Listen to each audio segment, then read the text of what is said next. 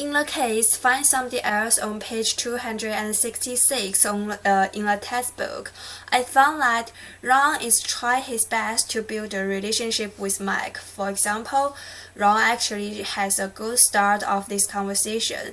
He shows respect to Mike and told Mike that this conversation might not be very comfortable. However, Mike's deflecting response is not appropriate here. When Mac told Ron that he had some similar meeting before and that's an unhappy experience, Ron might feel that Mac didn't really understand his purpose of this meeting, and also might feel that Mike has a feeling of hostility of him. Those feelings might have negative effect on the communication in this case. Also in our in my real life, where we all believe that we act the right response in communication, especially when we face the circumstance in this case, which is you need to respond to your managers, and when they told you that you will have a meeting and get some feedback of your performance.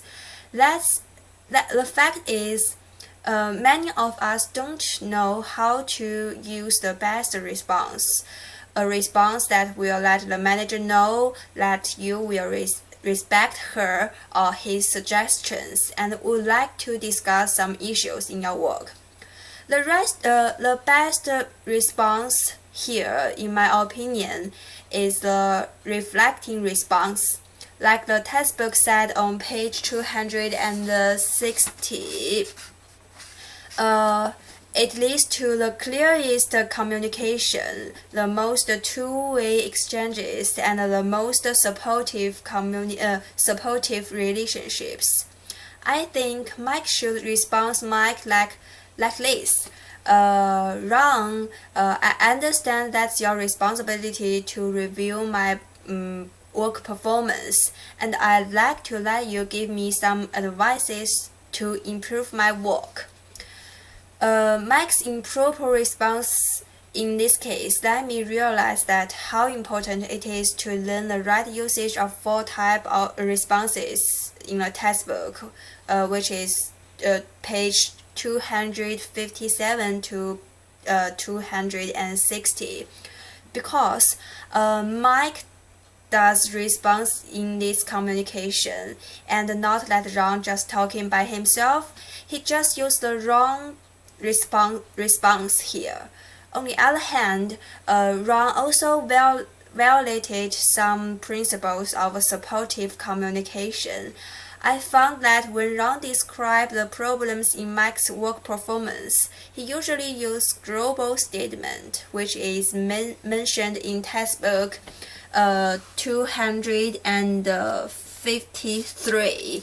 For example, Ron talked to Mac that Mac is too charming with some of his female personnel.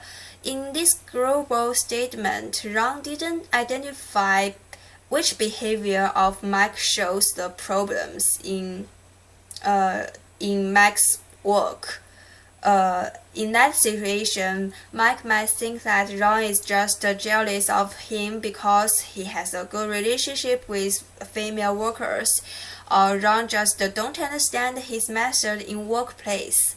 However, Ron might think that this behavior is a serious issue in workplace because some female workers might take these behaviors as sexual harassment.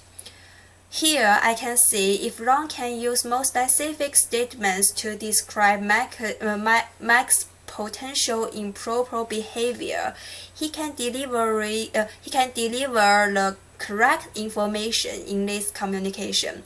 However, Ron should use specific when he wants to discuss the neat and clean problems, the dressing problems, and the quality report issues with Mac, because just like the textbook page 253 said, specific statements are more useful in interpersonal relationships because they focus on behavior events and indicate gradation in positions.